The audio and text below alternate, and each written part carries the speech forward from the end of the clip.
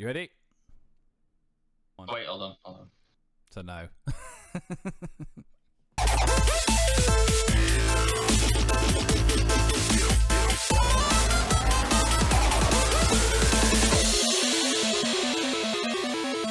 Hello, welcome to Podcast vs. Player, episode 211. I'm one of your hosts, Cal, and as always, I'm joined by a man who doesn't like to brag about his finances, but his credit card company always phones him to tell him his balance is outstanding. The record, I am not in debt. I do not have a credit card. Tony Bloody Dan. Hello. It's been so long, Dan. It has. I don't have any excuse. I mean, we've been busy. There's been illness. You've been busy. I've been busy, yeah. But I speak as a collective. Yeah, no, I mean, you've got a promotion. Congratulations, Callum. Well done. It's a conment. Which means he's got a lot more work, actual busy work to do. I have actually got work to do. I don't know if I've mentioned this previously, but I got a new job in November. We haven't really had much to do. Calm down. Since the start of this year, basically. So I think we've done one so far in the new year. One job. I don't think we've. Oh, I was going to say, fucking hell, you haven't been busy. No. But honestly, it's just like even tonight, like before we started recording this, I'd eaten dinner and then just fallen asleep because I've just been so busy today. And I busted my foot for like 6 weeks, so I was off.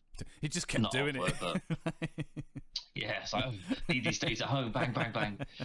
But like, my first day back at the gym was on Monday. I'm going again tonight, and I honestly think it's just a new job, innit? It's just the stress of a new job, just sort of keeping busy, and that we just had no time free. Yeah, it's just been one of them, and it's not for a lack of want. I'll be honest.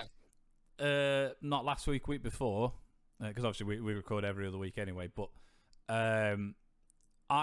it got to like Thursday, and I was genuinely in a bad mood all of Thursday, all of Friday, most of the weekend, just because it's like we haven't fucking recorded anything, and not just that, we haven't even just chatted. Like we've texted and stuff like most days, but it's not the same. And no, I agree, and it's again because I know that you were ill, and we can't push things too hard. But after a few days, it's just sort of like, because I messaged you, didn't I? And I was just like, "Are you all right? Yeah, are you dead?" Like obviously, again, we've been talking and stuff, but it's just like you're not on, and you haven't said why you're not on, and I just wanted to make sure that you're all right, sort of thing. But yeah, we just need to try and, it's 2022, the year of do. Year of do. It rhymes this time. Yeah. So, all the last 4 years that we've been saying it doesn't count anymore. We had like 2016 was like the year of like all the celebrities dying, and then 2017 was a nothing year. Then 2018 was on the rise, and then 19, and then 20 was pandemic, COVID. And then. Yeah, and then 21 was pretty much the same. And now, hooray! No more pandemic anymore. Hold on, here come the Russians to ruin it for everyone. Because, get ready, everyone. Here comes another war. Hooray! Thing is, we don't want to talk about politics because we're not political. We're going to move on. But just for the record, it is 8:45 on the 23rd of February 2022, and with the media, can it really be trusted? I don't know. But potentially we are days away from another war, and potentially it's with Russia this time, which is if this is a lot of indeed nukes in our back pocket. If this is indeed the last video we do, it's probably because the Russians have got to Dan. Yeah, podcast versus player. We'll be back. We'll have to have like governmental approval, and we can only talk about. I've read so many different things about it that I think most of it's media stuff making it a lot worse than it is. That obviously the potential is there for it to happen. This isn't the platform to talk about it, and we are not the people to go into any political stance on right and wrong. Obviously, I think that. Well, I've got a pretty strong stance. War, probably not a great one. No. I've got a fairly. I mean, although war, it's good for technology. What is it good for? Always there's a huge boom in industry when there's a good war going on. So the trouble is, though, I think it was Einstein who said that I don't know with what weapons World War III will be fought with, but World War IV will be fought with sticks and stones, which is an ominous thought, really. But yeah, like Korea has always been sort of like, oh, you know, they're just, it's like that idiot uncle or something. It's just like they're always saying like outrageous things, but you know, they're not really a threat. They're no harm to them. They got their own little bubble and they just stay in their bubble and they're fine. Russia, though, that's the one where I'm like, oh, I really don't want to get on the bad side of the Russians. No. Like, they're in a cold, desolate landscape. Like, they're bred for war, those people. You've got the likes of... Like, it's only going to take... But, like what we was on about, I think it was Saturday, and you said, like, you've seen this stuff about Russia. Yeah. And I said about Boris Johnson. And while all the fucking... Potentially Russia is going to invade Ukraine, this is going to be a war, it's going to be fucking horrible. Or continue to. Yeah, and just, like, push through it and everything else. Meanwhile, Boris Johnson is like, well, if they do that, I'm going to make sure that they can't make any money in the UK. Oh, yeah, what do you fucking do, Boris? These 3 Russians, oh, bloody hell, we'll wait until we can get our sanctions on them. I don't really think that's wrong. But then, all I can think is that, you know, I watched because I'm not really, honestly, I'm really not into politics. I don't really care. But this is a real, like, potentially, this is a real serious problem. Yeah. And all I could think of when yesterday I watched the live address with President Biden, when he was sort of spelling out, it's just like, yeah, we're not going to take this line down, sort of thing. Imagine if Donald Trump was still the American president. Yeah, I said like, this the other day. what would that situation have looked like? We'd already be dead, mate. I don't know. It's just, it boggles the mind. But yeah, it's worrying. But you know, you don't need to come to Podcast versus Player for war updates. No, the news will probably keep you informed, but I'm sure we will have an opinion on the matter. Just keep bad. Keep an eye on the skies. I don't think it's going to make too much difference. If you're watching the sky and you see something falling, you're out. There's nothing you can do about it. Well, it depends what it is. If it's a bird, you're probably fine. If it's like a pigeon or something, you'll be all right. If it's a missile the side of a bus, nah. No, you're done, mate. Sorry. But if there is anyone in the Ukraine and, well, that whole region, to be fair, because we do get quite a lot of Eastern European listeners as well. Everyone over here is absolutely aware of the situation. Obviously, our words mean nothing. No, but you know, best of luck to you. Yeah, that's all we can say. Fuck off. If there's a draft, Callum, I'm too old. Me and you, prime candidates. I'm too old. Holy fuck, too old. Too old, mate. Goes up to 25. I don't think you can dictate the terms of the draft. Okay, I'll go. I've got a promotion. You're an essential worker now, aren't you? That's it, mate. That's it. Screwfix is going to fall apart without you there. It's ironic that the all this stuff with Ukraine and Russia and that and potential world war breaking out is happening. At the same time, the government decides to go, now, as from Thursday, if you got COVID, don't worry about it, go to work. It's like, yeah, to be fair, something a bit more pressing has come along, so pandemic and that sort of stuff don't really matter anymore. Like, it's just a bit of flu. Get over it. We've got Russia on the line here, Jesus. But please, just get your fucking vaccinations, wear a mask, don't be like an idiot, don't put any more strain on your particular healthcare service. Yeah. And don't antagonise the Russians. Whatever you do, just try not to, for God's sake. I will say, we're not ones to preach. We're vaccinated, we're boosted, and everything else. Do what you want to do. It's your life, but 100% don't say bad things about the Russians and like make them any more angry than they already are. Yeah, man. Number one. They were the best part of Arrow, but they. Why would you bring the CW into this? Jeez. Because if anyone's at fault, they are. blame the CW. Yeah, for sure. Anyway. Yeah. So, Dan, speaking of Russians, Potentially. I may have got it wrong, so I may cut that bit I out. thought the door just gone. Like, it was just what? We'll be right back. Sony's Spider-Man Universe movie, Kraven the Hunter. Was Kraven Russian?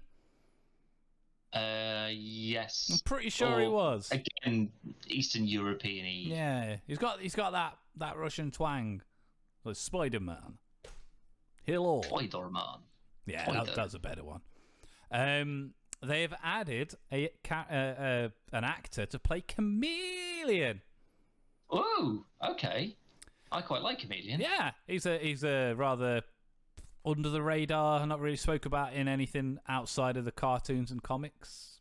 Yeah, I've read him in. I think he's in one of the. I know I've read about him in a Deadpool comic, where he's in a Deadpool comic to some degree, but I think he's also in. I got like the Spider-Man prequel Civil War comic. I think he's in that. I think it's been a while since I've read it though, but yeah, that's a cool one to bring up. Why the hell not? I had a toy of Chameleon before I knew who Chameleon was when I was younger. I was like, that's a pretty cool costume.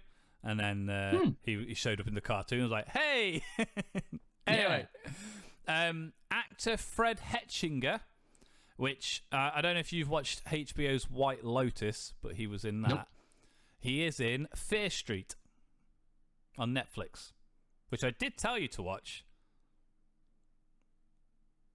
Oh, the horror one. you sure? You had like Fear Street 1980 something. I'm rewatching Community at the moment, right? He's not in Community. Nothing else. If you see his face, you'll recognise him. Right, okay. But yeah, he's recently joined the cast of Marvel's Kraven the Hunter. Deadline citing an unconfirmed report via unnamed sources is indicating that Hetchinger will play Chameleon. So it's not 100%, but from us, I'm not going to go through all the ins and outs of this, but it's pretty much a guarantee that this is fact. Sure. But yeah, I think that's a pretty cool addition to the Kraven the Hunter movie. Fortunately, Sony are making it, so it's probably going to be wank. But I like that they're pulling into these lesser known characters. Yeah, because I think they can only make the broody, mentally defective anti-hero so many times, which is what they've been doing so far. Failing. Exactly. Just make Spider-Verse movies. Why bother with anything else? If they make Spider-Verse, obviously got the next Spider-Verse coming out. Just make a live-action one. Don't. It'll ruin it. Ruin it. I guarantee it'd be far better received than. I mean, it's potentially this could be good, but looking at Venom, looking at Venom 2, looking at the rest of the ensemble of stuff that they've got going. I tell you what, though, I've just thought next week. I don't know if it's next week, but March is next week. Moon Knight will be starting. It is, yeah. It keeps on coming up as the coming soon thing on Disney Plus. Very excited for that. Yeah, really. Again, there's so much that we haven't had a chance to, like, Boba Fett is finished. Like, we haven't had a chance to talk about that. There's been a whole bunch of trailers for new things. There's been, Doctor Strange. I wanted to do a trailer breakdown originally of that. Obviously, it's a bit irrelevant now, but we had a very, very brief discussion. You sent me the trailer, whatever day it was that it came out. A few weeks ago, and we watched it, and we had a brief chat over text about it and stuff. But yeah, that it just looks fucking mental. Looks so fucking mental. Yeah, I thought this was also when we talk about it, and I said about the Illuminati, and you're like, right, what are them? And I said, it's just a group of people. Did you see a few days later, Mr. Sunday Movies? Illuminati, yeah. Did this video? Yeah. I haven't watched it because more often than not, these sort of like rumors about, this person's rumored to be popping up in it or whatever. More often than not, they tend to be kind of all coming true. Yeah. So I'm just doing like speculating's all very good, but when it's more a more reputable source that's saying this is likely to happen, it probably is. So I'm just sort of steering clear of it until I've watched it, and then I'll go back and see how accurate they are. And more often than not, they're pretty accurate. So I tend not to get too like drawn into just the rabbit hole. Them. Yeah, just nice and fresh. And but yeah, that I watched as I do with any of these. Like, watched the first trailer for it, and I was just like it's going to be difficult keeping track of what the hell is going on in this. Surely, what do you reckon that this is in reference to? Because this can't just be from Spider-Man. So actually, they're not going on about Strange. Like, I saw a thing on Reddit. It's not really a spoiler because I don't think that this would be one of the things, but it was on a thread on Reddit, and it was during Infinity War, when Doctor Strange goes through all the different times that Thanos wins, and there's only the one outcome where the Avengers win. There's a big long discussion about that's what fucked up time, because he went to so many different dimensions. That's where it started. Right. Okay. I was like, I would have makes loads of sense. It'd be more of a. I mean, it does, but I'd say that he was viewing more than like getting involved with any of them necessarily. Because if you could do that, why wouldn't you just do that and then just learn every fucking power ever, and then just come back like the Matrix, like you just get it downloaded into your brain? Yeah, it makes more sense that it was more of a watcher role, but I do think it was more of a not a throwaway comment, but just to show, like, how can we show that this is a proper fucking threat? And Doctor Strange says, I've looked at every possible outcome in multiple dimensions and realities, and there's only one where we win. And that's a big scope for fucking it's loss. Time he was looking through, wasn't it? Because he was using the time stone. So that doesn't, I don't know, like it would make more sense that what we've seen so far in like WandaVision and Loki with like Kang and Doctor Strange. Sorry? And in Doctor Strange. In No Way Home. No, in Doctor Strange, when he traps Margot in the time loop. At the end of the film. Yeah, but no, I don't mean that. I mean these sort of like bigger things that are sort of like echoing through them all. If it seems like if all of these happened either at the same time, or like it was each one was sort of like breaking this sort of like multi-dimensional wall down further and further and further until the spell from No Way Home, and that's just busted through it, and then or Wanda pissing about with her powers, like something like that has just sort of like broken reality in itself. And do you think anything could happen in it? No Way Home could have been avoided. So the first time Peter changes the spell, and he's just like, you can't keep changing the spell. Just stop doing the spell and go, right.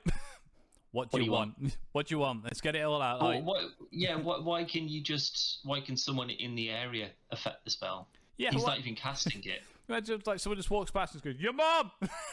They go, oh, and that's it. You just forgot your mum. That's it. But that seems like poor spellmanship, if you ask me. I do think we'll find out if he remembers. Like, obviously, we had this discussion on the spoiler cast. Like, does Doctor Strange, has he forgotten the events of No Way Home? I mean, if he's smart, if you're doing a thing that's going to affect everyone apart from you, you'd be the one. You'd want to be the one person who doesn't. Yeah. Forget that, surely, because what if that came back in some other bad way? You'd want to at least some knowledge to rectify it. Yeah, if you everyone forgets apart from Doctor Strange, and then there's another Avengers threat. You can be like, actually, this dude Spider-Man over here, I actually know who he is, and he knows who I am, and I've wiped everyone else's memory or whatever. But he'll join the team like that. He knows what he's doing. Don't worry about it. Yeah, that seems better than him just. And surely though, wouldn't the same thing happen again? He starts Spider-Maning about, or surely then someone would go, hold on, that's a very advanced suit that he's got. Where did he get that from? Yeah. Tony Stark, what?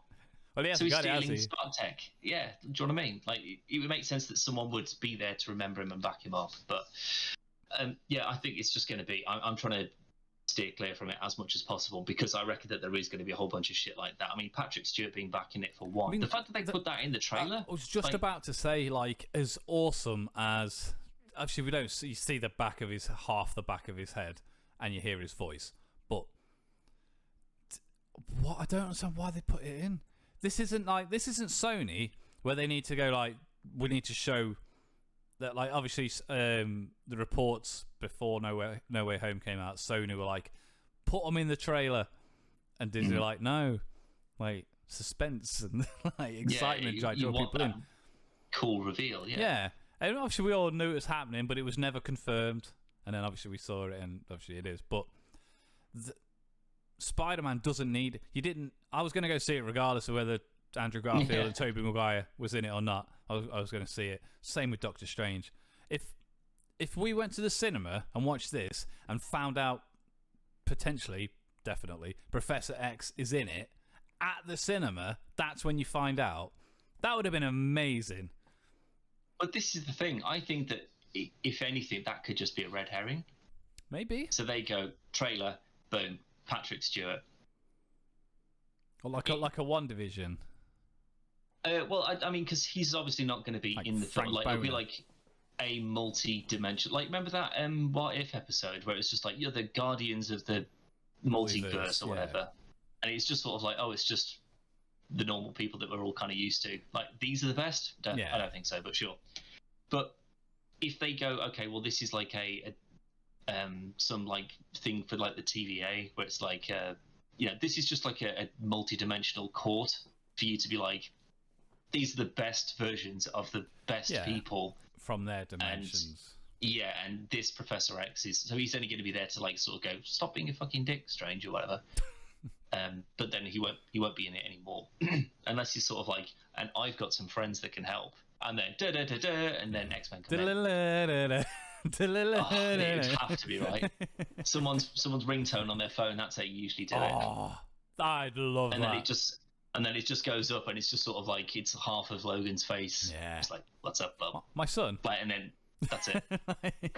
I mean, with the way that we're going, with how long it's going to take for all these to release, he could be cast in it by the time it comes around. Yeah, that'd be a dream.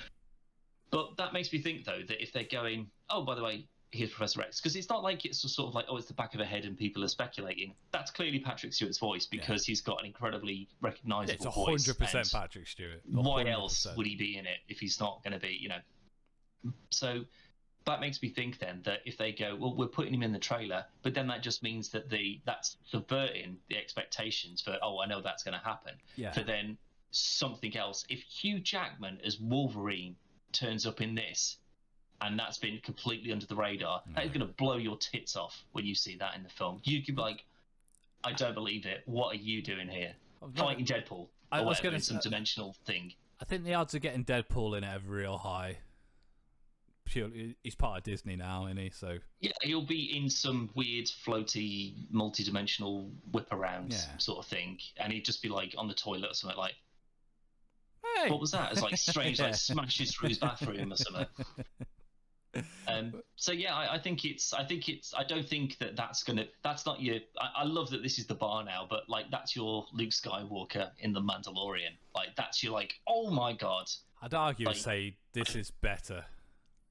Patrick Stewart showing up in the MCU is arguably better than Luke Skywalker showing up in Mando. No, I mean that sort of like reveal. Oh yeah. Sorry, someone of that caliber showing up in this thing. I don't think that would be that Luke Skywalker moment. There'd be something else in there that's going to be. The Luke Skywalker, the fact that they've already revealed it. I know they've indirectly done it. They haven't gone, this is definitely Professor X. There's a slim percent that it's not. It's definitely not. It's 100% Professor X. But if they do like a Ralph Boner thing, that's what I mean. Yeah, this is get that guy and then just be like, oh, it's just Patrick Stewart, but he's playing. He's Tony Stark. Yeah, old man Tony Stark. Or whatever. He's playing Chameleon. It's really Fred Hetchinger. Oh, they just got him in for just that one line of dialogue, voiceover dialogue. He's not in it at all. And then that's how you get people to go to the cinema. As the camera pans around, he morphs his face. Now he's Phoenix. But well, I think it's going to be the Luke Skywalker moment would be the X-Men or the Fantastic Four or something to that. Yeah, I'd say that if one of them on that stage thing that they're on, that Council of Ricks. Yeah, like that's what I'm thinking of. That this is sort of, or like it would be like all the best versions of Doctor Strange, like all. Well, say, why are you fucking about? Doctor Strange is part of the Illuminati, like Professor X. That's what I mean. Iron It doesn't Man. have to be this Doctor Strange. It could be a different Doctor Strange. That's why I think it's really smart of them to put Professor X in this, because if this is obviously to do the Illuminati is more for world events and stuff that's going on and like trying to stop things from getting out of hand without like smashing buildings and stuff, but this seems to be more of a time and space type of affair, tribunal sort of thing. So like very much more like the Citadel for Rick and Morty and whatnot. But this is Professor X from a universe, he's on the Illuminati.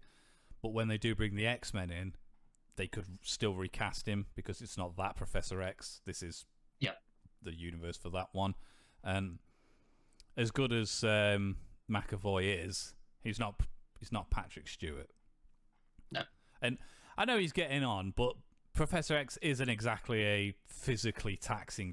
He sat down all the fucking time, so he could do it as long as he wanted to, really, or as long as obviously health and all that stuff. But I think it's an even bigger red herring than that. I think it's going to be he's going to walk into that.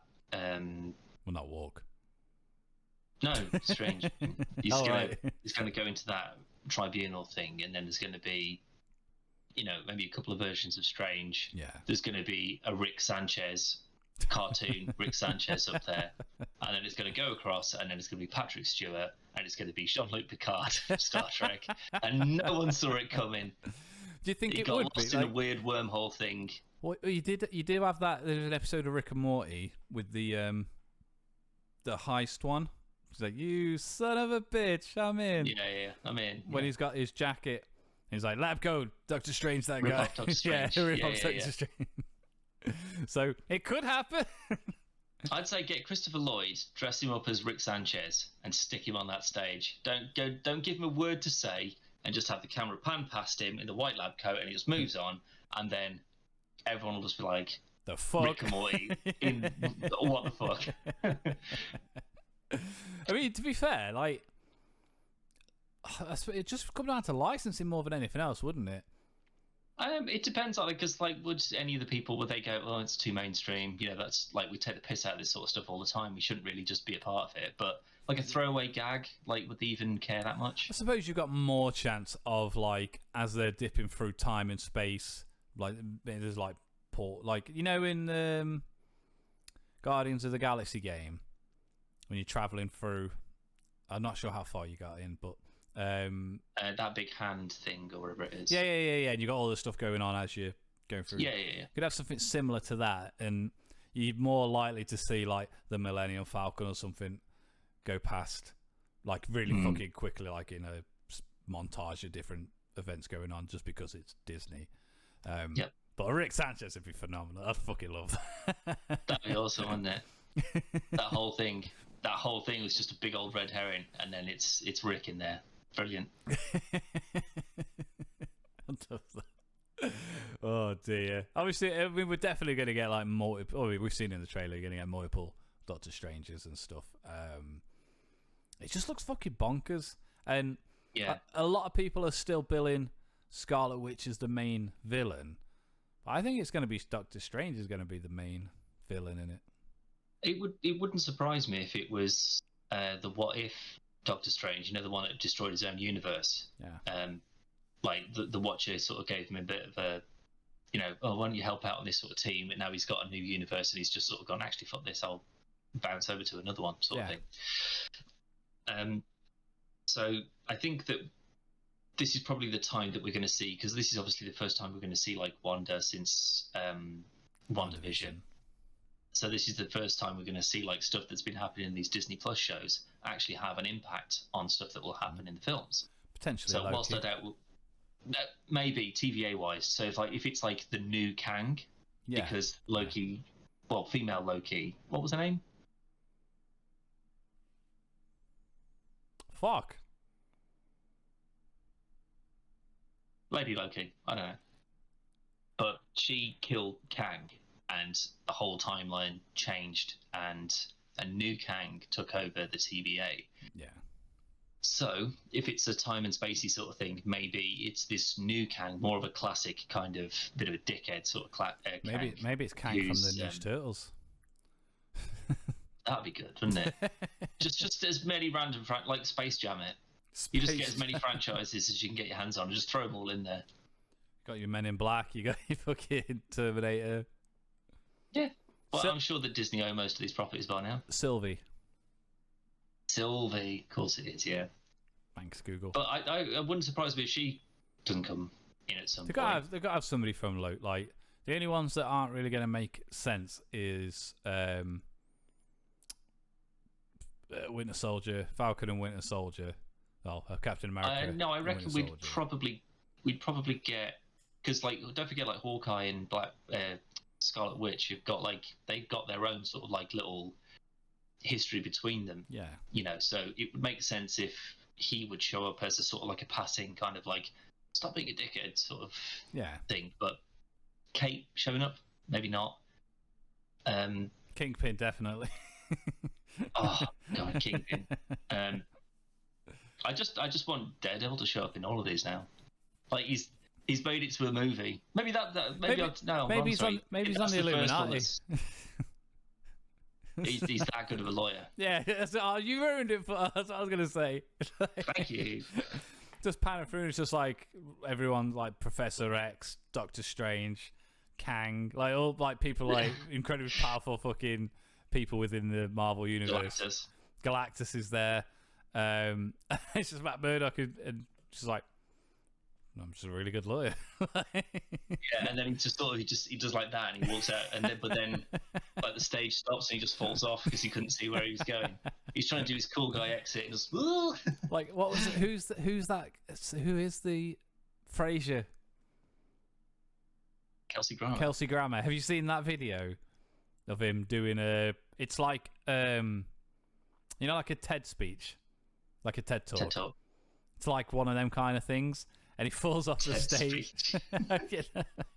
Really? He falls off the stage? Yeah. YouTube it right now. I'm going to watch this. YouTube it right now. Watch this right now. I haven't seen this. Kelsey Did he Grammer. make that noise that he makes when he's Sideshow Bob in The Simpsons? Nah, somebody put the Willem scream on. No. I got as far as Kelsey G, and then first result, Kelsey Grammer falls off stage. Have a look at that. It's 35 seconds long. Yeah, Let's see if I can skip along to this stuff. It proper goes. It'll be like right at the beginning because it carries on after people rushing over to him. Oh.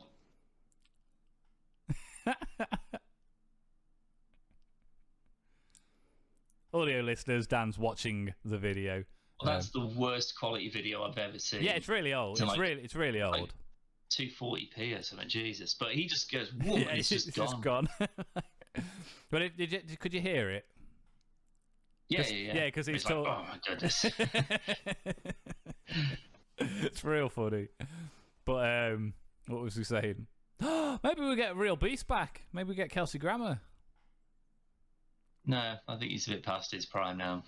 He was so perfect. You couldn't put him in makeup for 6 hours and then hang him from the ceiling upside down, could you? He'd die. Thing is, though, with a lot of these people, so like Robert Downey Jr. was perfect for Iron Man. I love Hugh Jackman, but he wasn't perfect for Wolverine. Like they've adapted the comics and the character around the popularity of Hugh Jackman. But Professor Patrick Stewart is perfect for Professor X, and Kelsey Grammer was perfect for Beast. I can't think of anyone else who is more suited to those roles. No, just like a nice, well-spoken Stephen Fry, but again, he's way too past his prime to be able to. But like, even down to like the makeup and stuff for Beast, he looks like Beast from the cartoon. He does. Yeah, he was so. Yeah. And he is. I mean, Kelsey Grammer's a big, tall guy, and he's quite. I mean, he's not like hench, but he's stocky. You could get a Ron Perlman in there, like a big fella like Ron Perlman. I'd be all right with Ron Perlman, but you'd have to be dubbed. Yeah, for sure. He's not good enough. In the big voiceover booth. Yeah, just getting to still just do the voicing just to get somebody. I mean, to be fair, you could put anyone in it if that's the case. But yeah. Doug Jones, he's like the king of prosthetic makeup, isn't he? Doug Jones not ended up in the MCU yet. It's some weird monster. He may have done. We just don't know. I don't know. Doubtful, but he may have done. My Doug Jones radar is pretty good. Well, no, I say it's a shame that we never got a proper X-Men crossover into the MCU. I know we are going to get the X-Men at some point, but having, I don't like it, but even like Halle Berry, guy from Sonic, I forgot his name. James Marsden. Yeah, James Marsden, Hugh Jackman, Famke Jensen, Patrick Stewart, Kelsey Grammer. Get the old school in there. Darth Maul, Ray Parker, he was Nightcrawler. No, that's Alan Cumming. Alan Cumming. Sorry, Alan Cumming. I tell a big fat stinking lie. The best part of X-Men 2, and you couldn't remember who did it. I mean, it's not the best part, but it's the best opening of the Nightcrawler assault on the President. That is the best part of that film. That film's fun. That film is brilliant from start to finish. Are you thinking of Spider-Man 2? And then you're still wrong. X-Men 2 is still rated one of the best comic book movies of all time. That's ridiculous. It's not ridiculous. It's a good film. Ridiculous. It is bollocks. It's not bollocks. It is. It's not even on Disney Plus. That's how good it is. It is. It is. I looked at the X-Men films the other day. There's not even like the full Hugh Jackman Wolverine things yet. Yeah, the only one that's not on there is one of the Wolverine films and Logan. I think Logan's on there now. No, Logan's on there, yeah. But also Kingsman. I've just seen that. Have you seen that yet? I haven't watched it yet. I know you told me to the other day, but it's fell under the radar, so to speak. It's pretty not bad. Better than the second one. So there's X-Men, the X-Men cartoons, X-Men First Class, Apocalypse, Days of Future Past, Last Stand, Dark Phoenix, X2. There you are. It's because I was looking at names and that was just a single digit for some reason, and then Wolverine Origins. It's definitely on there. I watched it not long ago. Not. Are you thinking of Last Stand? No, because that's on here as well. Because that's definitely shit. Yes, it absolutely is. But X2 is rated one of the best comic book films of all time. Not the best comic book film of all time. One of. Higher than Spider-Man 2. Well, that's wrong. Well, it's not wrong. It's a better film. It's not. The only good thing about Spider-Man 2 is Doc Ock. That's it. The rest of it. That's better. No, that's better than anything in X2. Alfred Molina. Nightcrawler's better than Doc Ock.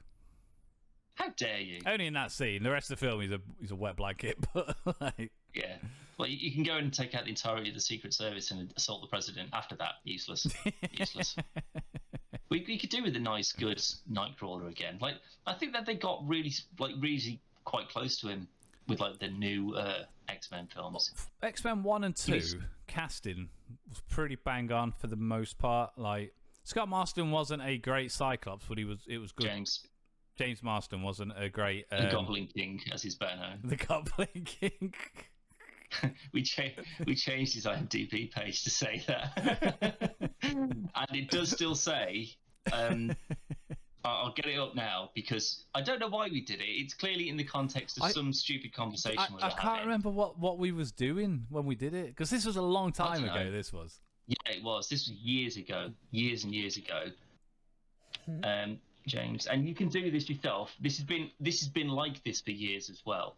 So we changed it from for some reason, again I don't know why, but it's James Marsden, and then we changed it on his IMDb page to better known as the Goblin King. And I don't know how long it stayed like that for, but as it stands right now, it says James Paul Marsden, or better known as just James Marsden. That is what it says on his IMDb page right now.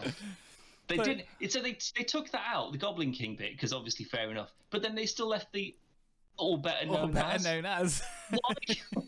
Why would you leave that bit in and then just put his name again? Ridiculous. We're idiots, but never mind. I'm pretty sure. I mean, I honestly can't remember, but I'm pretty sure it was James Marston, and then it just was like age whatever, like born in whatever. It never had better known as. No. Because we put that in. We put in or better known as. That's what I mean. Like I still like. Oh, you mean he wasn't there before we added it? Yeah. So no, that wasn't there. No.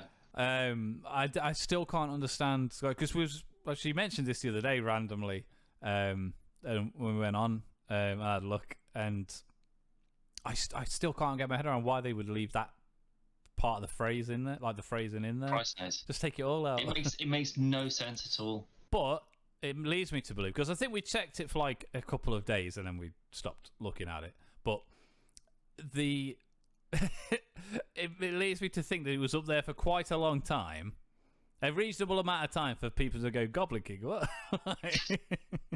It's really cold in any of his films. You've got about. But if you want to do it, IMDb #Goblin King. Let's see how many celebrities we can get. Give the title. All we need now is we just need to get some sort of in with a Hollywood celebrity, and we sort of 7 degrees of Kevin Bacon it until we can finally get James Marston's phone number or whatever, and just be like, yeah, that was us, mate. Sorry about that. I mean, we did it years ago. We don't know why, but there we go. If we'd have thought of this when we did it, we probably just could have gone on Twitter and gone, "Can I have your number?" And he's gone, "Yeah, absolutely." But he's done a couple of films since then. So he's done Sonic now. He's too big for us now. Yeah. I've worked with Jim Carrey. I'll have you know. Yeah. But speaking of new Sonic, that's out soon, isn't it? Sonic 2. Yeah.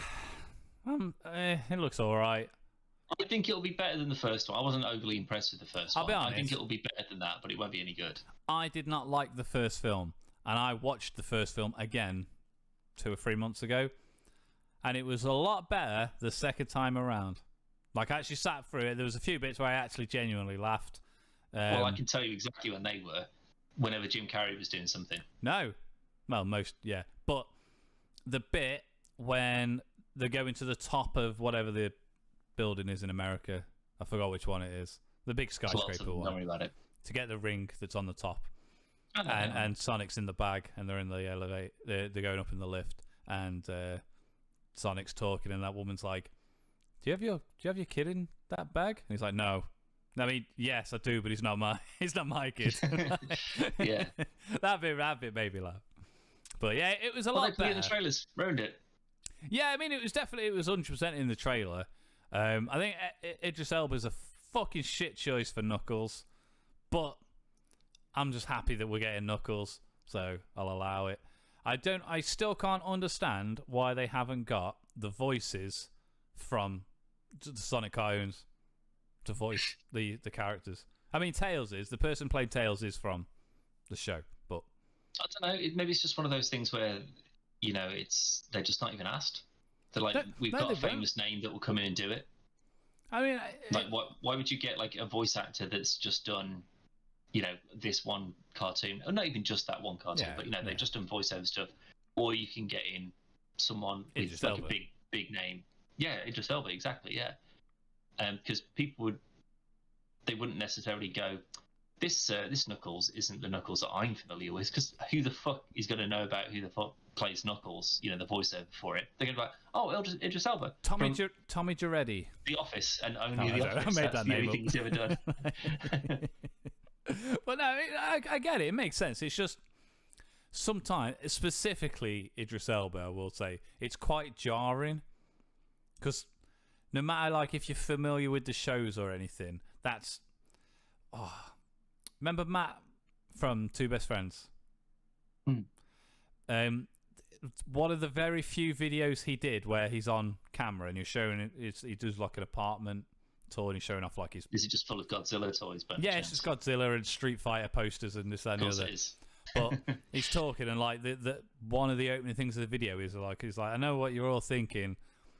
Your voice doesn't match your face voice. And it's there's a lot of times where that is apparent, where you go, well, you don't look anything like you sound. Yeah, for sure. When I look at Knuckles, I don't think, Idris Elba. Like, he doesn't seem like... I mean, for starters, he's meant to be Jamaican. So Knuckles is based... Yeah. So that's why... Is that where they're from? I don't think that's where they're from, but like his tendrils, whatever they're called. Because they're not spikes. Dreadlocks? Yeah, they're meant to be dreadlocks. That's what. That's why they designed to go down. The colouring on his shoes are the Jamaican flag. Okay, I didn't know that. Yeah, he's based on a Rastafarian design. He doesn't speak like a Jamaican in the cartoons or anything like that, but that's the kind of vibe they're going off. And he lives on an island. Yada yada yada. But I don't know whether it's just because I have watched countless Sonic cartoons, and obviously currently, I think the newest one is Sonic Boom. I don't know. He just doesn't strike. It's just not Idris Elba. It's not Idris Elba. Well, as I said, it's because he's a big name. That's why he's doing it. Yeah, but there's got to be somebody else. They got Chris Pratt doing Bowser. It's not because of he's the best choice voicically Mario for that. What? Chris Pratt's Mario. Oh, it's Jack Black. Jack Black, yeah. But I think Jack Black's a real good choice for Bowser. But that's because he's quite a good voiceover artist anyway. Yeah. Like, he's done VO stuff before, and obviously he's a singer, so he's got a great voice on it. But, you know, that's not saying that whoever voices the 4 lines that Mario's ever had in any game ever, like, you wouldn't get him back. You get, well, Chris Pratt, because that's a big and relevant name and people like him. Like Charlie Day as Luigi, I think is an excellent choice. Is it? Yeah. I don't know. I mean, like, he's all fucking like Luigi's. I mean, neither of them are cool, but like, obviously Mario's the hero, Luigi's the scaredy cat, panicky brother, and I think Charlie Day does panicky better than anybody in Hollywood. That's true. That's what he does in Pacific Rim. That's what he does in. Does in everything. Always Sunny. Yeah, exactly. Yeah. He's the panic. Just sort of like neurotic. Just words. Well, just thousands of words. There is. I assume, because I know you're not caught up with Always Sunny, but you will have seen at least the picture. Watched is a better word. Oh yeah, I'm sure you've watched a couple of episodes, haven't you? I think in passing. It's definitely well worth it. A few years. I love it, but you will have seen the meme from Always Sunny with Charlie Day, when he's got all the stuff on the wall with the red lines and stuff.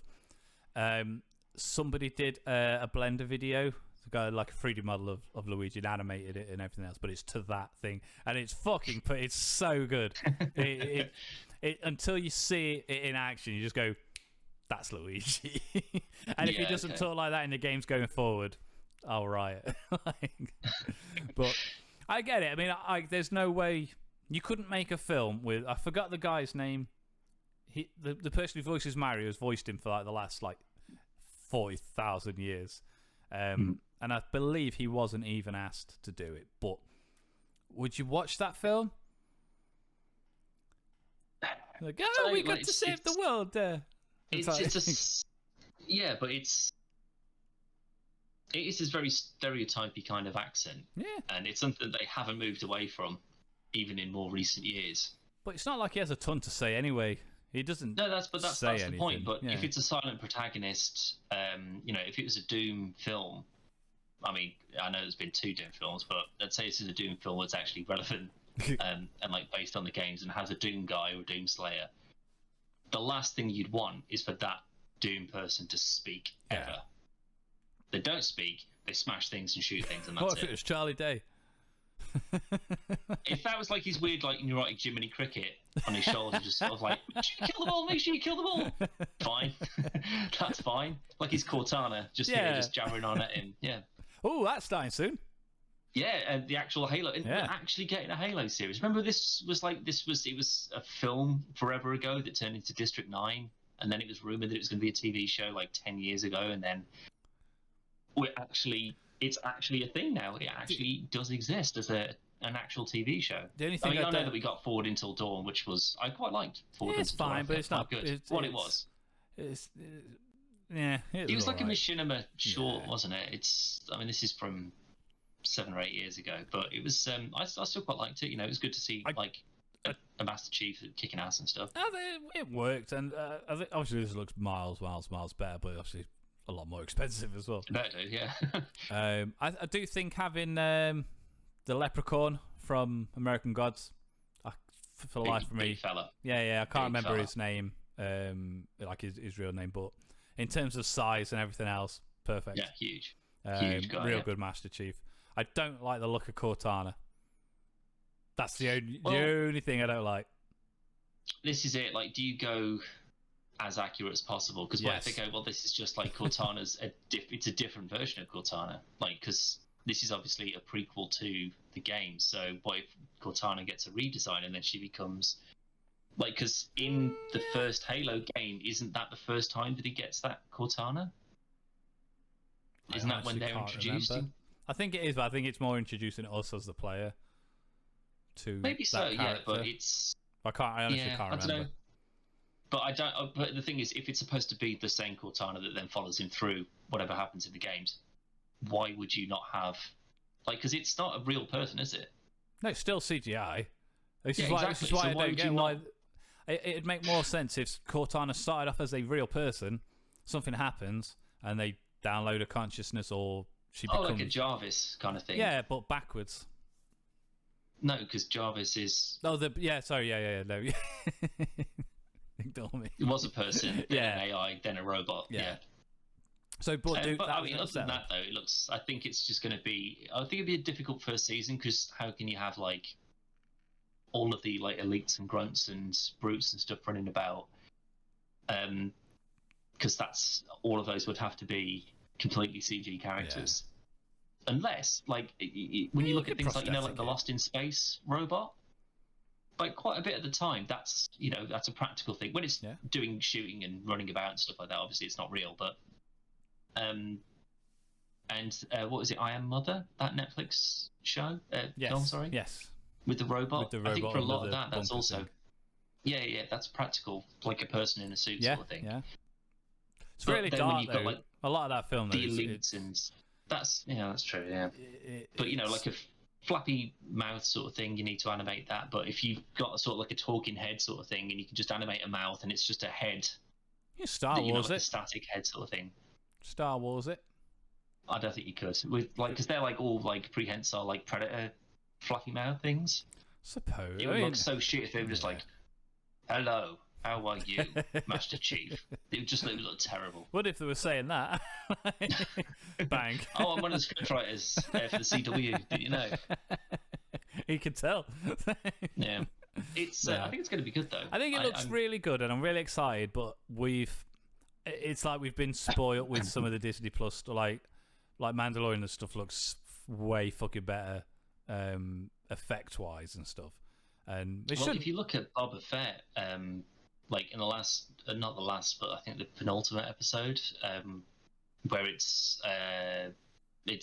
back to the Mandalorian for some reason, but it's Mando, and then there's Ahsoka and Luke and Grogu on this planet building the new Jedi stuff. Luke looks amazing. Better in that.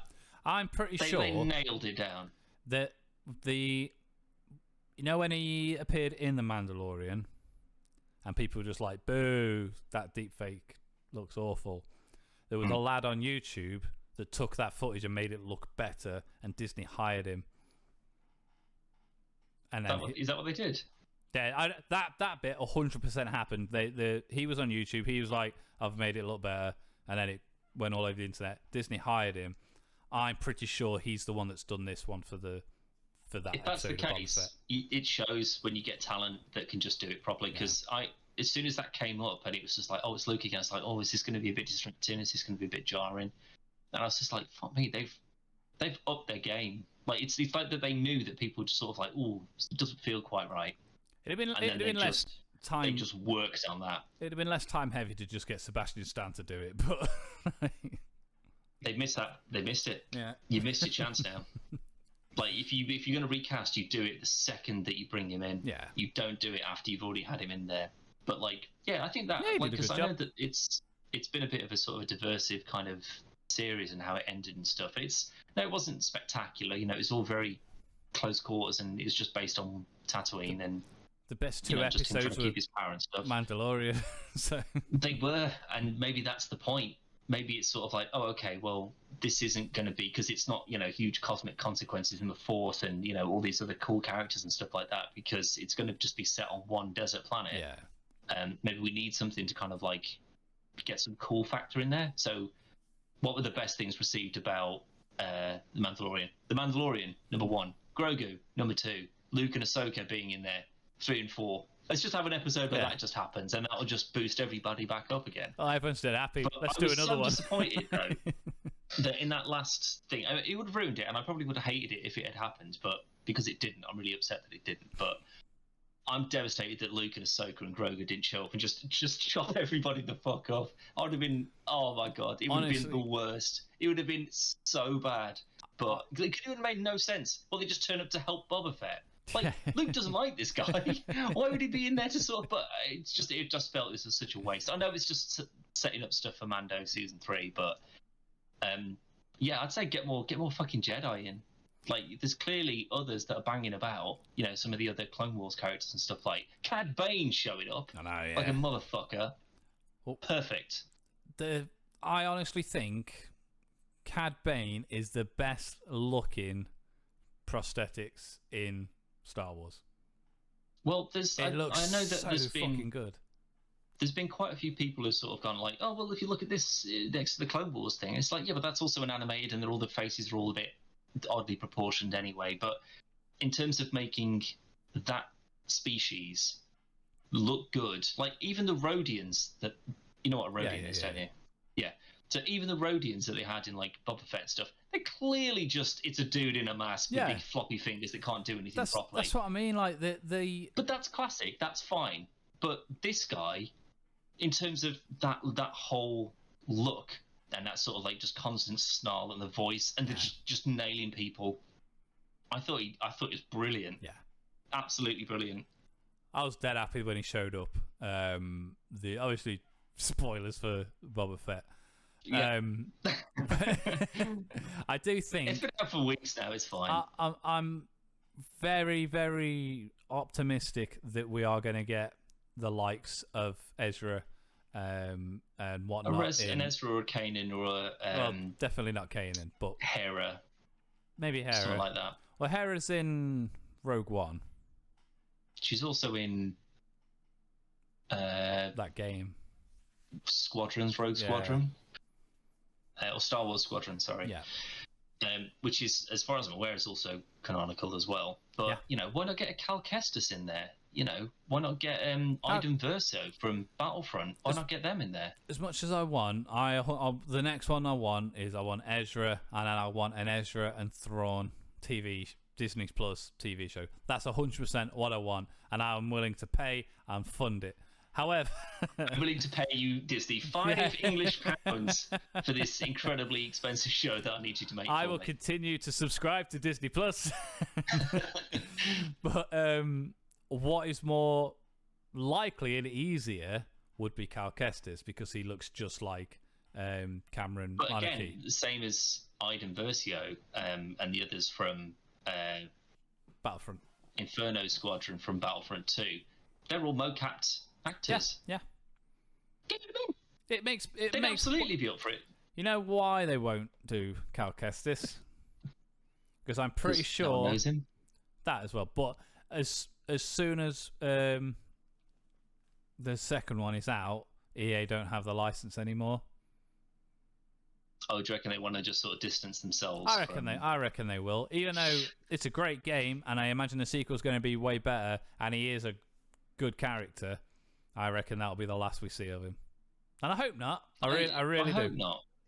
Because like we're still like, you know, obviously there's still you know, the Old Republic is still very much a thing that's in contention. You know, what elements of that are going to be brought through into this new game? But the bigger question is obviously then, okay, well, how much of that will filter through into the actual lore? You know, are they going to be, you know, what if in The Mandalorian he comes across a Sith who isn't a Sith, he's a Revanite, and it's just someone who's just sort of like, he's got like a Sith holocron from Revan, and you know, it's thousands of years ago or whatever. Or let's go, oh fuck it, Force Ghost. It's just a Force Ghost there. That's, and you've got bloody Plo Koon and Ki-Adi-Mundo. There, Force Ghost. Stop a cone on a dude, and boom, Force Ghost. There you go. Well, it's only Jedi that could be Force Ghost, though, isn't it? Well, it depends though, because obviously Revan was a Sith. Well, no, it was a Jedi, then turned bad, then potentially could go back to being a Jedi. So... Is there any particular reason why? Like Revan's mask is a female Mandalorian helmet. Is it ever explained? Piece of, like the front piece. Yeah, the front piece of it. But I know he picks it up from from part of the war, and he takes it, and the meaning behind it being it's a warrior's mask and it shouldn't be removed. Is there any reason why he takes a female one? I'd only imagine because the character of Revan could be male or female.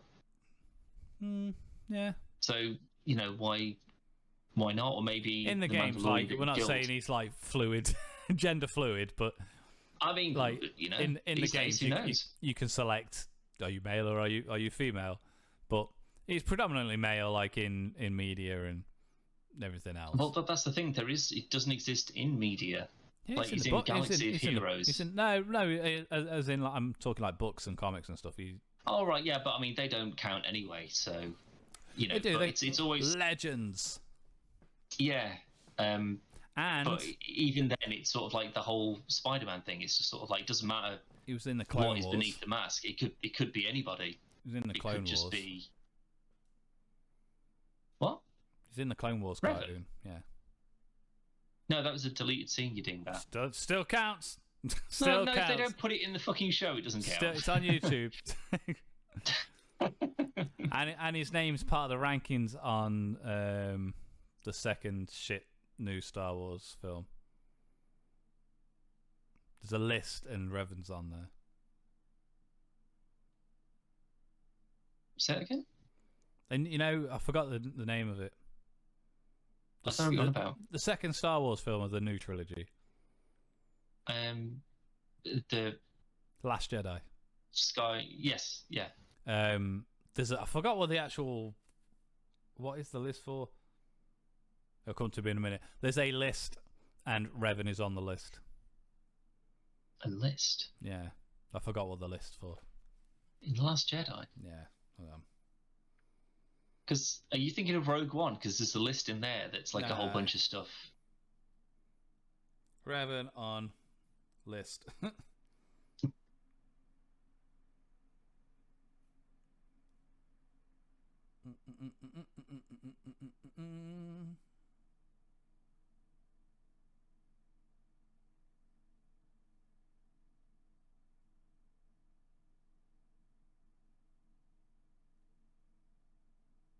Revan on list movie. Just like, where does he rank as like Sith Lord? It's like, that's not what I want. He's number one, but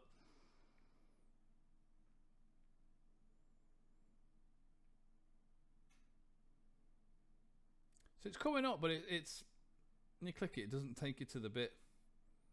Okay. So I'll cut this bit out and I'll find it and I'll talk to you about it. But it's only like an Easter egg.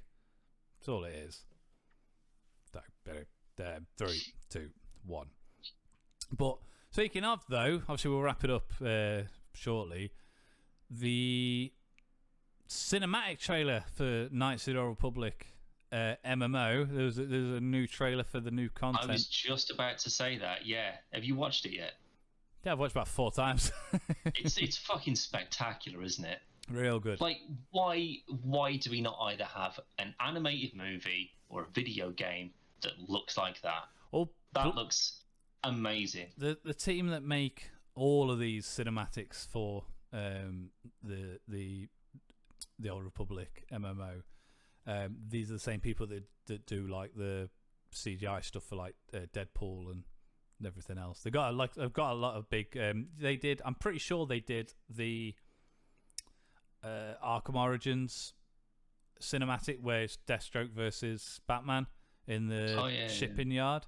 I'm sure they did that as well. I can't remember, but yeah, all of the Star Wars ones are so fucking good, and it genuinely baffles me why Disney haven't just gone, make a series. Here's just fucking a mini-series. Here's fucking money. Just make a series. Because if you've played the game, like, it looks nothing like that. It couldn't in a million years if it wanted to. But the characters that they're talking about in there, you know, they're showing in these sort of like 5-6 minute little videos. Like, they're quite interesting. You know, they're quite compelling in themselves. So I'd like to see, like, that Sith Lord. I can't remember his name now, but he's obviously a big deal in the games. He, you know, you see him like right in that first one where he's, you know, he kills his own master, and then like in this new one he's like huge hulking tank and he's busted up because of all the other injuries and stuff that he's occurred like through these other videos. It's Malak, isn't it? No, Malik's from Knights of the Old Republic. This fella isn't Malak. I thought it was.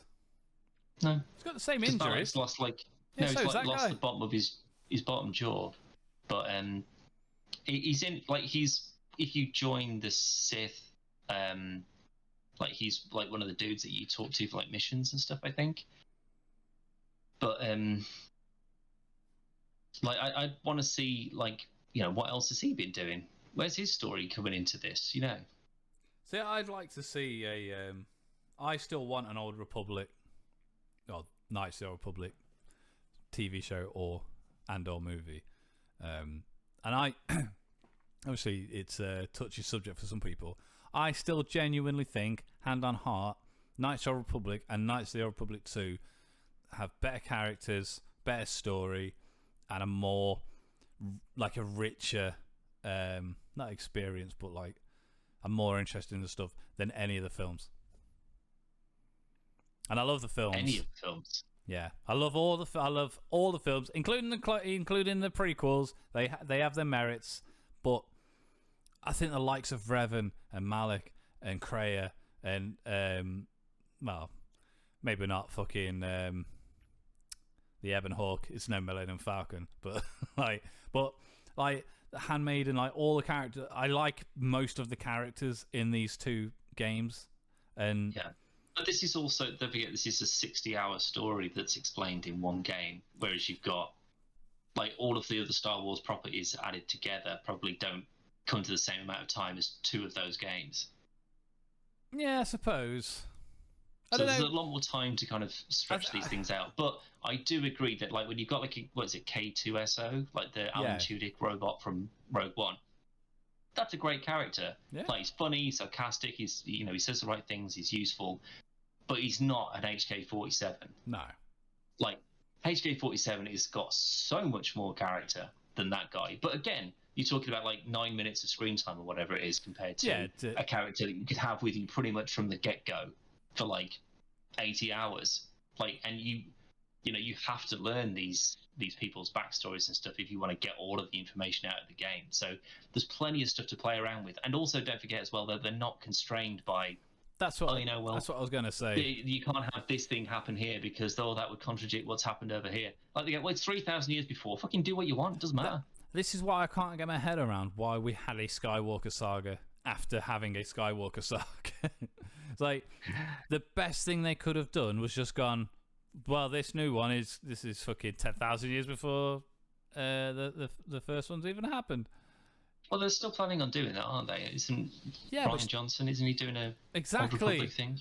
Stay the fuck away from it, Rian Johnson. You single-handedly ruined Star Wars for me. No, he didn't. He did. No, he didn't. He did. The Last Skywalker is worse than The Last Jedi. No, it's not. Rise of Skywalker, or whatever it is, is worse than The Last Jedi. It's not. It is. And the only reason it is bad, is because J.J. Abrams tried to rectify too many things from the previous film, whilst also making another film. It's not good. Don't get me wrong. It's not good, but it's better than The Last Jedi. No, I disagree. By a country mile. I think that if you give someone full control over a whole story that you're actually planning on like separating out into like 2 or 3 films or whatever. And again, you don't have to rely on Skywalkeritis for everyone to either be involved or saved or whatever.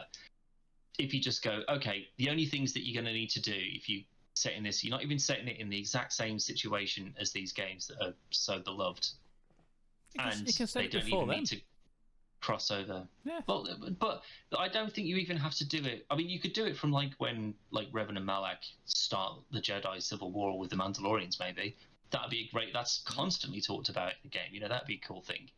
But then there's also like, you know, a lot of those characters that, you know, live quite long stretches of time. You're not going to get a Cartho Nasi, like a random Han Solo human, but a HK-47 who could be alive for, you know, who also worked for Revan, I think. A Wookiee. Like, I think that's when you learn about it, he was like a Jedi killing robot or something. Yeah, he was a hunter. Because he's for Revan, I think. Yeah. Like, so that's how he ended up with the spaceship and stuff, I think. But again, you go, okay, well then Han-Ha, he's a Wookiee. He could also live 100 years or whatever. Jedi, maybe they live longer because you've got like, what's his, Jolee Bindo or something? That Jedi from number 1. But then yeah, I can't remember his name. Like Kreia and stuff like that, you know, she's already quite old in the games anyway, you know, so you could always have a Kreia 30 years beforehand. Like, there's plenty of opportunity for these characters to cross over and all be, you know, very minor kind of additions to this sort of stuff, whilst focused around some new whatever. But I think that there's more premise there to experiment a bit more and be a bit more playful and creative, rather than just, oh, everyone has to be related to Darth Vader, otherwise boo. That's the biggest criticism I have for the new trilogy, where it's, I still think having it as a Skywalker cycle was a bad move. I think having 2 different directors do it without any communication between each other, how it's going to start and how it's going to end. Regardless of, even if The Last Jedi was the best film of all time, J.J. Abrams was doing the last one, and if the stuff that's like superseded that, like, I still don't think Palpatine was ever meant to be in it. It's just the fact that nor was Rey ever meant to be related to him. No, Rian Johnson killed off Snoke, and then J.J. Abrams was like, well, I haven't got a fucking big bad villain. what are we gonna do? Yeah, just use clone. Why not? And that honestly seems to be what happened. I think Snoke was by far the most interesting thing of the new trilogy, and he didn't get any time to shine at all. We were told on multiple occasions that he was more powerful than Vader and Palpatine, but we didn't get to see any of that because he got fucking killed by a mopey fucking teenager. And I think Rian Johnson probably would be better suited to a film like The Old Republic, The Knights of the Old Republic, or pre The Knights of the Old Republic, because he seems to be more of a person that'll take I'll take a bit of a chance and I'll take a bit of thing. Yeah, it's a risk. Yeah, for sure. Yeah, you can do that with stuff that hasn't got any links to other things. So you can go... Because then you're not going to have 100 million people whinge at you about it. Exactly. You're going to have 200 people who have played the game religiously and go, that's not what Jolee Bindo's lightsaber looked like. And it's like, well, no one cares. It doesn't matter. Don't worry about it. Yeah. Or again, it doesn't have to be play for play, exactly what happened, every story beat or whatever. Or like you say, do it before, do it after. It doesn't matter. As long as you're not planning on replicating exactly the story that happens in those games, you cannot lose. Yeah. Which all you've got to do, you mention Revan, you mention the Ebon Hawk, maybe throw in a couple of side characters or something like that. Have, like the Jedi Civil War, cover that again. There wasn't even, and I've just thought of this, in both of those games, because they're in all the movies that we've had so far, all these Star Wars movies, in both of those games, there was no gigantic super weapon that needed to be blown up. No. So you can make a good story without having a big thing that everyone needs to shoot at the end. Do you know what I mean? It was all based around the Force and how powerful this thing was. You didn't need a Death Star if you could have a Darth Nihilus who could just rock into a place, kill everything on a planet, just suck everything up, and then fuck off. Yeah, that's way more dangerous than just a big ship that you can shoot a hole in a proton torpedo into. That's what I want to see, though. I'm skeptical, but I want a Revan-centered franchise. I want to see Darth Nihilus. I want to see Malak. I want to see Kreia. I want to see all these excellent characters, but given justice. And I don't trust Rian Johnson enough to do it, if I'm honest. I think at this point, I don't trust a game that's based on it to be able to be standing up to it. So it's fine, mate. I mean, obviously the fact that we are potentially still getting a third Knights of the Old Republic game, is it going to live up to the expectations? Who knows? Well, no, this new one is a remake. No, that's what I'm saying. Potentially, like, I'm still adamant the sales of this one will dictate whether or not we get a third one. Yeah. The fact they're doing this, that they did a third one, and it doesn't meet that expectation, and then they can put more effort into making a remake of the first two. Well, that's what they're doing. The first one already, aren't they? No, but that's what I mean. I think that they're going to go a bit cavalier with it. It won't be shot for shot, play for play, choice for choice, like all of the dialogue stuff. I don't think any of that will be there still. They're going to have to add stuff in it, aren't they? But that's the thing. I reckon it'll be all played out in cutscenes and stuff like that. Like it'll probably be reduced down to more of like a Mass Effect kind of like good choice, bad choice. Like there wouldn't be like 6 different options which could unlock different things, and there's a bit more nuance to it. They have to, because they'd have to change the whole upgrade system. Can you see any company working for EA making an RPG, a good one? I don't know. I know it's not an RPG, but EA managed to ruin Mass Effect. Well, that's what they did. BioWare ruined Mass Effect. And that was after they'd been bought out by EA. Yeah, but I still think that would have been the game they would have put out regardless. I don't know. Like, because the whole sort of, like, introducing a multiplayer thing. Here's a bunch of stuff that you can buy for, like, squads and shit. That seems very EA to me. I will say, I know it's not an RPG, but Jedi Fallen Order was very good. And I know story-wise, I did actually re-download that the other day. I've been playing it with Mandalorian mods, and it's brilliant. It's still, I don't know, it's still incredibly frustrating. Like, because it reminds me so much of what I've been playing that's really doing my tits in at the moment. God of War. Like, because in like 90% of that game, everything feels like it's a challenge, but it's fine, and you can power through it, and you feel, I did something. This progression means something. Yeah. And then it's all for naught as soon as you fight a Valkyrie, who hits you once, gets you into a corner, just does that, and then you're dead. Or they just lay you on the floor and just stamp on your head repeatedly until it breaks. They're pretty hard. That isn't fair. That's bullshit. That's what that is. And that is what a lot of Fallen Order felt like. That you would just get jumped on by a great big thing. You would hit a thing, it would go, and then continue into its animation. So you didn't have a chance to respond. I never had that with Jedi. What I did have was reactions not happen. So, like, there's a lot of times where you got to slide down a slope, and then you got to jump and grab a vine. This is before you get that still doesn't work very well. I did the same thing the first time I played it. I played it again. I re-downloaded it last week. I got to the same bit in like the ice cave thing where you do a cool slide down an ice slide, and then you like do a wall run into a wall run, and then you jump off and you grab a vine, and then you swing over to the next bit. I missed that about 6 times because unless you get to past the peak of the wall run, you've got to come down until you're about to fall off, and then when you jump is when you grab onto the vine. See, like it just doesn't feel like that was lined up properly, and it's stuff like that. It's just sort of like, why am I dying here again and again and again and again? It's obviously like detection boxes and stuff, but like games like Uncharted and Spiderman and Tomb Raider and stuff, where they have got that movement down to a fucking T. And there are exceptions like Assassin's Creed where you want to jump right, but you end up like just going what and then jumping off the building and die. You're like, the fuck. But Jedi Fallen Order, the amount of times the vine is like this, it's as center as I could possibly fucking get it. It's lined up perfect, and I jump, and instead of going like that, he goes, and you just die. And like you just say, like there's so many moments in that game that I've replayed where it's just it hasn't done what I wanted it to do. Not because I haven't done it. I'm pressing the right fucking buttons. I'm doing the right thing. It's just not doing it. And then it'll be a boss fight. I'll piss through that. It's like, this should be where I'm fucking dying.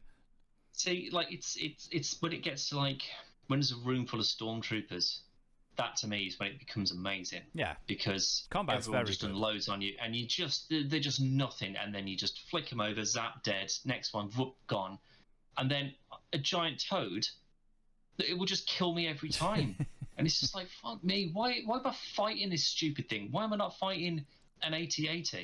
Like I get in one, sure, that's all fun and games, but why am I not like Luke Skywalker in it? Or like trying to cut my way into it to get into the cockpit and fuck everyone up inside it. You get to climb up one. But again, in a very rigid, you have to follow our specific route kind of way. Not I'd like there's a whole to think battlefield going on. I know that this was made in not a short time, but it was. We're not going to put a lot of resource on it, which is why it's a bit more constricted than maybe it would be if it was made with a bigger team. But I'd like to think the new one will be a lot more open worldy. And I don't mean like GTA style where I've got to get in a speeder and drive. I mean, that'd be fucking awesome. But what I hate the most about Fallen Order is it's nowhere near as big as it thinks that it is, or it tries to trick you into being. Yeah, it's incredibly linear. Yeah, and you go from that planet to that planet, but now I can double jump, so I've got to go back to that planet so I can get to those. See, that side of it, I don't really mind. I mean, I hate the fact that you just forget how to double jump because you're a Jedi that hasn't gone through amnesia. Mental, right? At least with the Knights of the Old Republic, they had the good sense to go, amnesia. Yeah. So you've got to remember how to do all these shit. That was just an easy get out of jail card. He doesn't learn anything that he hasn't already been trained how to do. He's just remembering it. Mental, stupid, whatever. But I think that if they said you've got, now there's, rather than just like so that AT-AT scene, for example, say I love that. I think that's a great little set piece where you climb up the thing and then you get in there and you attempt to bonk their heads together. If you watch that bit again, it barely hits them, and then they whatever, shut up. But then you get on the controls, but then it's still very kind of on rails. Like you can't just sort of control that thing around wherever you want to. But it's a fun action kind of thing. If that was like some giant battle that was going on, and that was just something that you could just do if you wanted to, but didn't necessarily have to, or you could just jump in a ship and zip around and shoot them all Skywalker style, that would be the sort of thing I'd expect from it, where you could, the whole point of being a Jedi is that you're sort of like this freelance do-gooder, kind of like outthink. Yeah, exactly. You kind of, it is kind of like a license to kill. No. Unless someone stops me, I'll do whatever the hell I want to because no one can tell me otherwise. And you can just get involved in things, and that was the point of the Old Republic, Knights of the Old Republic, is that's how it felt. Is that there was there was a city on this planet that was just on the brink of civil war, and you could just push them over the edge. Yeah, and just take sides and just wipe the other people out if that's what you wanted to do. And it felt like that was a choice that you had. Whereas this was just sort of like, you need to get in that AT-AT and you cannot do anything else until you get in that AT-AT, and that's it. So if they made it more expansive and you actually had choice over what you did and stuff, then I would be on board for that a lot more. But it felt that the whole game was kind of built around the mechanic of just, it's like a Demon Souls, it's a Bloodborne, it's a 2 hits and you're out sort of thing, which makes all of the point of, like, if you look at something like, you put that up against like Starkiller from Force Unleashed, that guy's getting the shit kicked out of him constantly and he's absolutely fine. Yeah. And he can like bring down Star Destroyers and stuff like that. And this guy gets hit by a frog, dead. Useless. It is very like, it's popular. Your Souls-esque games are popular. And even to the example of God of War has elements of that type of genre. I think it's you can't compare Cotter and Fallen Order. They are, one's a massive fucking RPG, one's a linear action adventure game, but I do think EA would be incredibly smart to take elements of not necessarily Cotter, but you got Cotter, you got Mass Effect, you've got Dragon Age. They've got a lot of experience with RPGs, good RPGs at that. Throw some of that in there. Like, you fucking lightsaber upgrades. What's the point? They don't do anything. They don't do anything. None of it. All aesthetic, and none of it you can see until you are in the builder desk. With the exception of the like, make a choice. The choices of crystal, obviously, is very, very important. No, it's not. I can change it when I go to the bench. Makes no fucking odds. No, but again, Knights of the Old Republic, constantly you're tinkering with your lightsaber because you go, okay, well, I'm not very good at sort of like reflecting stuff, so I'm going to put this lens in that as like an extra reflection boost, so I'll bounce more bullets back to people, stuff like that. Everything has a purpose, reason, and that's what. If Cotter 3 looked anything like Fallen Order, graphically, I don't mean size-wise, definitely. I hope it's not as small as that, but I'd be happy with that. If the remake of Cotter 1 looks as good as Fallen Order, I'll be happy with that. But I want Fallen Order, whatever it will be called, but Fallen Order 2 to just... It's a great game. I really like it, but I want it to improve on every fucking aspect of the game, with the exception of the acting, which is pretty good. Yeah, the whole look of it is brilliant, like sound-wise and stuff, and as well as feels like Star Wars as well. Yeah, I'd say that, yeah. Oh, also, from Boba Fett, is that little robot that woman's got, is that it's Cal's robot? No, it's the droid. It's the same robot, but... The droid's the same, but it's not that droid, not the droid. That's fine, because I wasn't... As soon as that thing popped up, I was just like, okay, is this just it's just another... little nod. Robot? Or is that a thing to Fallen Order that we're seeing now? It's the first time we've seen it. Mando's new ship is ridiculous for what he wants to do. He's not a bounty hunter anymore. You can't do that with the Starfighter. Ridiculous. Next. I said the exact same thing. So he can't carry his bounties in it. He can't live in it like he was with the Razor Crest. Can't store his weapons in it. Can't put his bounties in it. Can't go. I mean, he could sleep in it barely, but he barely fits in it as it is. Yeah. However, as somebody pointed out, he's not a bounty hunter anymore. He's just going around just helping people.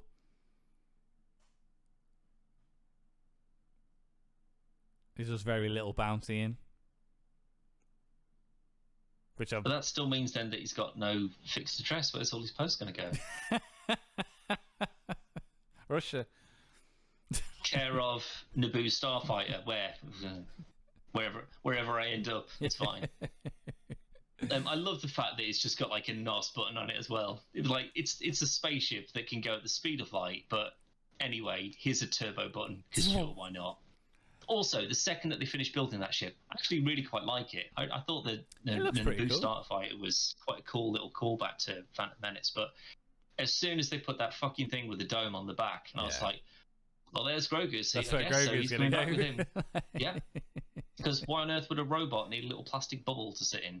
Well, they took the thing out, didn't they? They do comment on it. I can't remember what the part is called. If you want, you don't like droids, so you're not going to have an astromech droid. So we took the unit out. But not a passenger seat, though. Not just something that any random can pop into. No. A tiny Grogu-shaped bubble on the top. I did like that with the exposed engine part that they had, and when he starts up, it's just a sports car. Because it's a giant Fast and the Furious spaceship is what he's got, and it's all about family. This is Fast and Furious in space, isn't it? Fast in space. Yeah, it's cool. I mean, it's a cool ship. I like I think the Naboo Starfighter is a pretty decent ship anyway. I like this upgraded back alley upgrade version of it. So it's not Razor Crest, is it? Let's be realistic. That's the point. Like, it was just like that was his. You go on these sort of like big. You're not always around the other members of your creed. That's the point. You go off and you do your own thing. So you need a big ship to live in and do your shit with. So even though you're not collecting bounties necessarily, like how much fuel can a starfighter hold?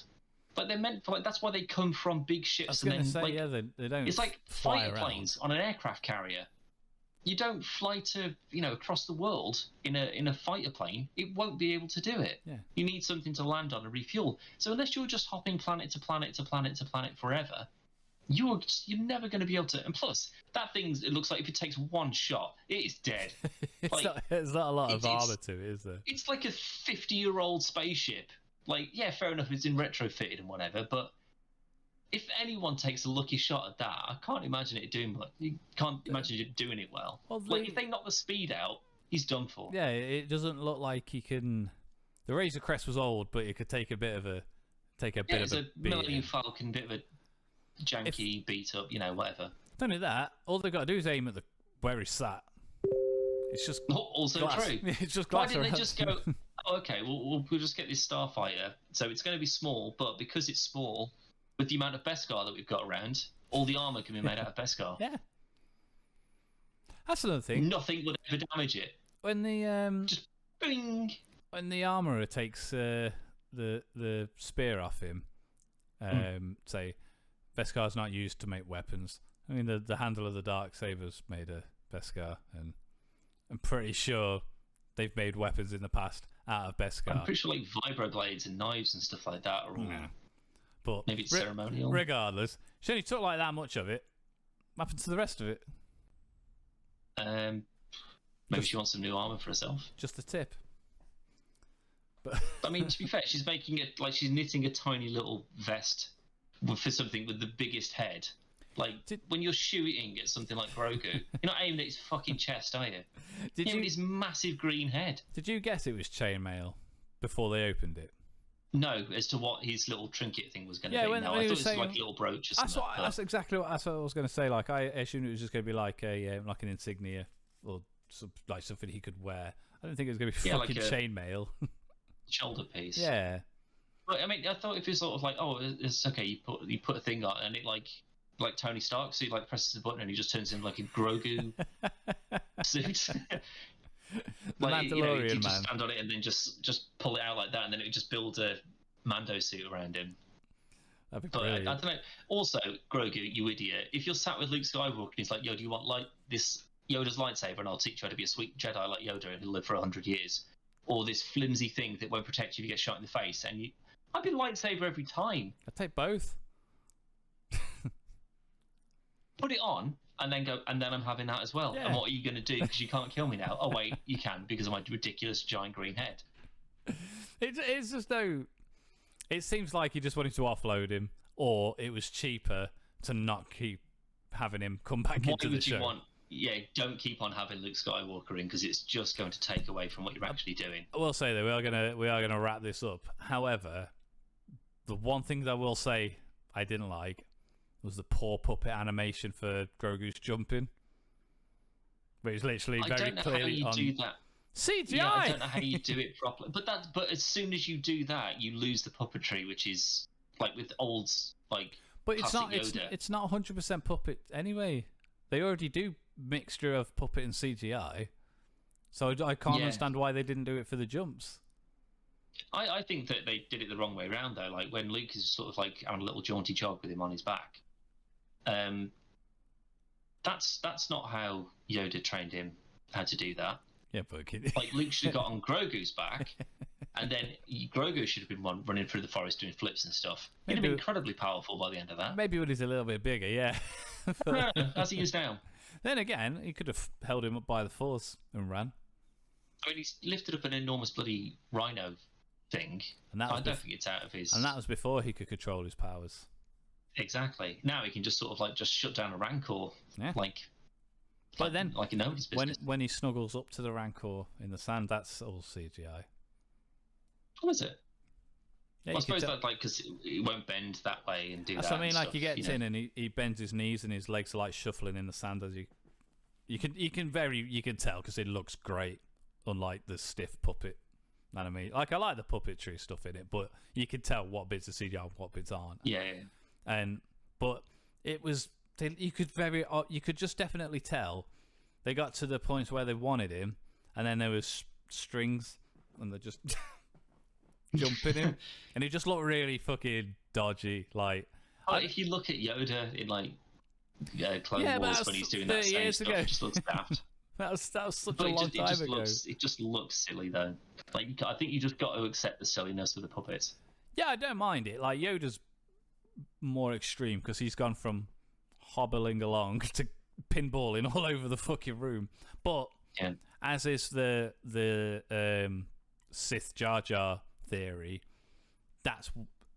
that's what that fight would have been. That would have been Yoda and Jar Jar as counterparts, jumping all over the shop, which makes a lot more sense. Oh yeah, because he does do a lot of that, doesn't he? Yeah. That I mean, whole there's still time to theory. bring that in. I think they should. I still think, based on the facts that they had and what the guy who voiced Jar Jar Binks tweeted out, basically all but confirming this theory. I think that would have been a much better way to end Rise of Skywalker if it was like Kylo on that ship. It was like Rey, and he's just like, "Yeah, your grandfather, Jar Jar Binks," and he sort of like hobbles out all hooded and Sithy, and he's like, "Oh, Rey, we're so happy to see you." Blimey. Mr. Granddad. Apparently, yeah. That would have been a genuine reaction then. If she'd be like, "How am I related to this weird fish man?" that would have been better than Palpatine, 100%. No one would have seen it coming. I can guarantee Nowhere near. Maybe Snoke was Jar Jar all along. I'd be happy with that. It's like, yeah, there wasn't the Emperor died in the Death Star. You know, Jar Jar's been controlling the whole thing. After that point, I still love that theory so much. I love it so much. It would have been cool. Yeah. I'd forgive the prequels for it. But when you go back and watch the stuff, some of the things obviously is what people are just putting in. But like, there's bits, and I'm still 90% sure that it's just elements of software have been left on. But there's bits when like Padme's talking, and Jar Jar's in the background, and he's saying the words as she's saying them, almost like he's making her say them.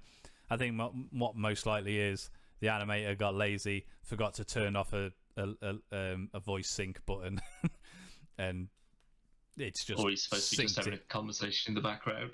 Yeah, but it obviously that coincidentally just lines up. Because it's not that there's multiple points where they do that. You can also jump higher than Gungans can jump as well. And Force users can usually get a little boost, can't they? Yep.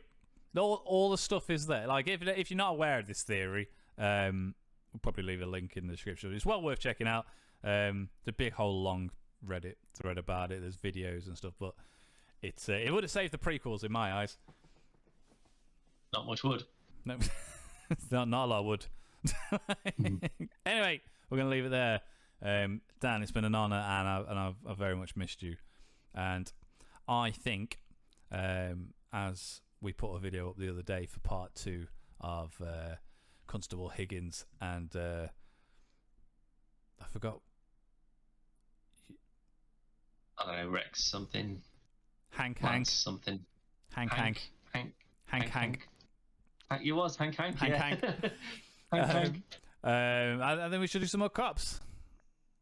Yes, there's actually a new SWAT game that I downloaded not long ago called Ready or Not, which is like a SWAT simulator type thing, which I've been quite addicted to. I put about 13, 14 hours into it already. And it's just, it's like, it's the same kind of, so the levels will always be the same, but where bad guys are, where civilians are, where traps are, where doors are locked, all of that changes every time. And so it is an online multiplayer. Yeah. And there are AI teammates, so we're all fairly responsive for the most part. They actually do their job and stuff like that. But it's PvP mode in the sense of like a shot or two and they're down. They manage to hit you a couple of times, you're down. So like if you walk through a door and you haven't looked underneath it properly or whatever, and they just pop you, you're out, and you've got to restart the whole thing all over again. It's quite frustrating because you really need to get like the sort of meticulous nature of being very methodical and going and doing the same thing to get in and stuff like that. But it just means that it's really quite intense. I really quite like it. It's quite good. So I mean, that would be the next progression up from the patrol officers thing, where you wanted to run around in cars and shoot people and stuff. That's why I looked at the camera, because I was like, this sounds like the perfect game for us to play together. Right, yeah. But I really like it, so I might show you some of that afterwards and see if you're into it. Yeah, she'll have a look. As mentioned, whatever the name of that video is went up the other day. We do have some stuff to go up, including Smash Bros. That still needs to go up, and I believe there is another one that's still in the editing stage. But as we mentioned, we've been very busy. They will be going up. Obviously, this will be going up as well, and the stuff that we continue to do through this week. And I have a video that I've got to figure out how I'm going to put it together, how I'm going to make it work, but it's a new little quizzy game for you and Zoe to play. So potentially, maybe weekend. Not next weekend, though, because I'm going to see Batman. Well, I'm going on the Friday, but... This weekend, because I think I'm busy. Well, definitely won't be this weekend. Oh, that's fine. Nah, I say we've got stuff on this weekend, next weekend. So maybe the weekend after. So we'll see. Sounds anyway, that's irrelevant. We'll discuss all that off this. But check out www.podcastversusplayer.com. There's loads of reviews, loads of Let's Plays, loads of game shows, loads of other stuff. There's probably some giveaways, but I imagine they've all expired by now. So don't enter them. But yeah, thanks for listening. And we promise, if you care, it won't be too long for the next one. Maybe. I hope so, certainly. We'll see what happens with Ukraine and Russia and go from there. Yeah, we might get called up, maybe. Exactly, we never know. Not me, though. I'm too old, remember? Now he wants to play the age card. See you later. Bye.